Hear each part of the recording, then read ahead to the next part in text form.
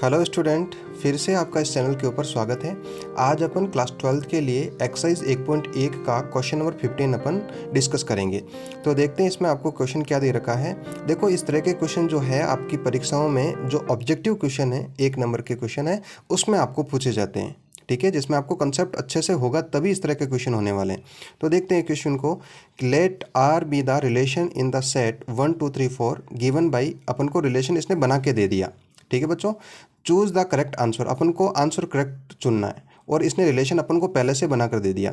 अब देखो क्या बोल रहा है, इसमें लिखा है कि मान लीजिए कि समुच्चय आपको दे दिया गया है और रिलेशन उसने बना के दे दिया, और बोल रहा है इससे परिभाषित जो संबंध आर है वो आपका क्या होना चाहिए। कुछ ऑप्शन दे दिए उसने। R is reflexive and symmetric but not transitive, ये बोल रहा है कि आर जो है वो आपका स्वतुल्य और सममित है लेकिन संक्रामक नहीं है, या फिर इस प्रकार के जो भी आंसर है अपन को इसमें से चूज करना है। देखो बच्चों, इस तरह के जितने भी क्वेश्चन हैं इसमें आपका कंसेप्ट अच्छे से होना ही चाहिए, क्योंकि बिना कंसेप्ट के आप इस तरह के क्वेश्चनों को नहीं कर पाओगे। नहीं तो फिर क्लास में जब एग्ज़ाम टाइम आएगा तो टाक में बैठे रहोगे, है ना, कि तू बता दे, तू मेरा दोस्त नहीं है क्या, है ना, इस तरह की फिर बातें होगी। तो अपन को ऐसा नहीं करना है, कुछ ऐसा करो कि आप खुद दूसरों को बताए। ठीक है ना। चलो देखते हैं इस क्वेश्चन को। तो अपन इसका रिलेशन लिख देते हैं पहले कि R इक्वल टू, जैसे जो रिलेशन दे रखा है वो मैं लिख देता हूँ। तो ये आपका रिलेशन हो गया। अब सबसे पहले अपन इसका रिफ्लेक्सिव चेक कर लेते हैं। तो रिफ्लेक्सिव मैंने आपको बताया था कि A, आपका बिलोंग क्या होना चाहिए, R होना चाहिए। तो यहाँ पर देखो बच्चों, ये आपका देखो 1, 1 और 2, 2 और 3, 3 और 4, 4 बिल्कुल R में प्रेजेंट है। तो ये क्या हो जाएगा, आपका रिफ्लेक्सिव हो जाएगा। तो लिख देते हैं, so this is reflexive relation. ठीक है बच्चों, ये आपका स्वतुल्य है। तो यदि ये स्वतुल्य है तो देखो आपका इसमें बोल रखा होगा कि R is symmetric and transitive but not reflexive. तो ये तो स्वतुल्य तो है, तो आपका ये वाला ऑप्शन तो गलत हो गया, ये तो नहीं होने वाला है। अब अगला अपन चेक करते हैं, सिमेट्रिक के लिए देख लेते हैं। तो सिमेट्रिक मैंने बताया था कि A, B आपका बिलोंग्ड R है, तो आपका B, A जो है वो भी आपका बिलोंग्ड R होना चाहिए। माने उल्टा सुल्टा आपका होना चाहिए। कैसे, यहाँ पर देख लेते हैं कि 1, 2 है तो 2, 1 होना चाहिए, कहीं है क्या, नहीं है बिल्कुल।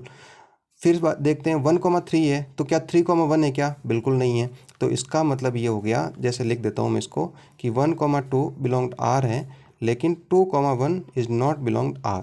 इसी प्रकार एक और लेते हैं, 1, 3 बिलोंग्ड R है लेकिन 3, 1 is not belonged R।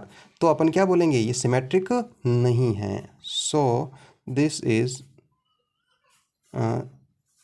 Not symmetric, या फिर ऐसे बोल दो सममित नहीं है। और यहाँ क्या बोलेंगे, स्वतुल्य हैं। ठीक है बच्चों। तो थर्ड अपना आता है कि ये ट्रांजिटिव है या नहीं। तो ट्रांजिटिव में क्या करते थे, A, B बिलोंग्ड R, बिल्कुल। B, C belonged R। तो आपका A, C जो है वो भी आपका R में प्रेजेंट होना चाहिए। तो यहाँ पर देख लेते हैं अपन इस तरह से कि यहाँ पर अपन एक एलिमेंट ले लेते हैं, जैसे 1, 3 आपका बिलोंग्ड R है, बिल्कुल है।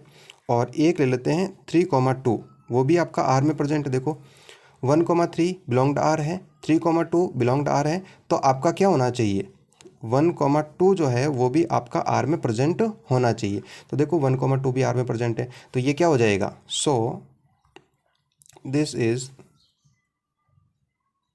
Transitive relation. ठीक है बच्चों, ये क्या हो जाएगा, यह संक्रामक संबंध है। बस अब अपन ऑप्शन चुन लेते हैं। तो देखो ये स्वतुल्य है, रिफ्लेक्सिव है और आपका ट्रांजिटिव है, सिमेट्रिक नहीं है। बस इसमें आप ऑप्शन चुन लो। पहले में ये बोल रहा है कि आर इज रिफ्लेक्सिव, बिल्कुल रिफ्लेक्सिव तो है। ये बोल रहा है सिमेट्रिक है, तो सिमेट्रिक तो नहीं है अपने पास में, तो सिमेट्रिक नहीं आया था, तो ये ऑप्शन तो आपका गलत हो गया।